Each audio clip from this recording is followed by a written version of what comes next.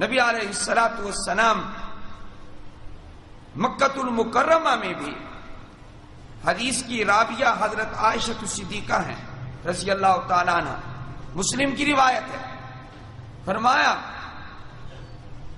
آپ مکۃ المکرمہ میں بھی عاشورہ کا روزہ 10 محرم الحرام کا روزہ رکھا کرتے تھے۔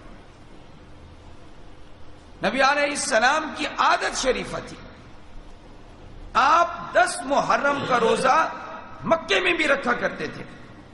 جب آپ ہجرت کر کے تشریف لائے مدینہ طیبہ میں، تو مدینہ طیبہ میں آپ نے اپنی عادت کے مطابق روزہ 10 کا رکھا۔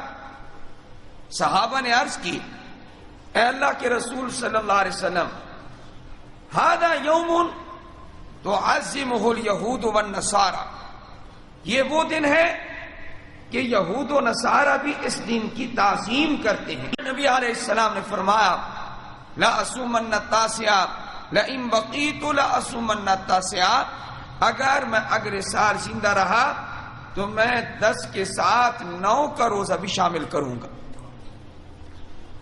اہل سنت والجماعت اسی پر عمل کرتے ہیں کہ وہ نبی علیہ الصلوۃ والسلام کی حدیث کہ 9 کا روزہ رکھنا چاہیے محرم کو اور 10 کا روزہ رکھنا چاہیے۔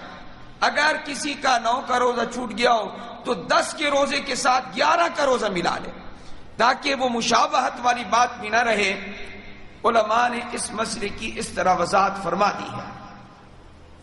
10 محرم الحرام یہ شروع سے عظمت والا دن چلا آ رہا ہے، بلکہ اگر آپ مسلم شریف کی دوسری حدیث کو سماعت فرمائیں، رمضان المبارک کے روزے فرض ہونے سے پہلے یہ 10 محرم کا روزہ اللہ نے فرض کیا تھا، اور پھر 3 روزے فرض کیے، پھر بعد میں رمضان کو فرض کیا، رمضان کا روزہ بعد میں فرض ہوا۔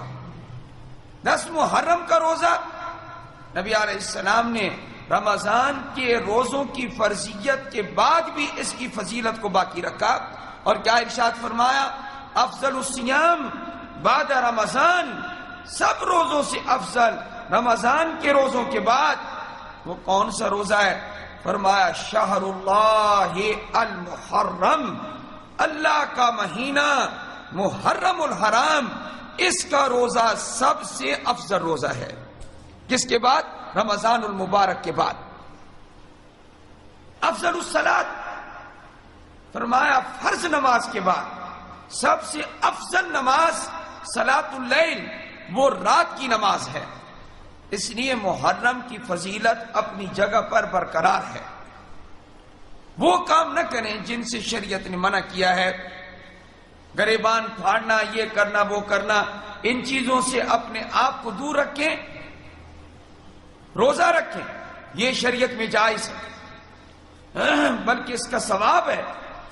10 کے روزے کی فضیلت نبی علیہ السلام نے فرمائی، جو 10 محرم کا روزہ رکھے گا، فرمایا کہ اللہ تعالیٰ اس کے 1 سال کے گناہوں کو معاف فرما دے گا۔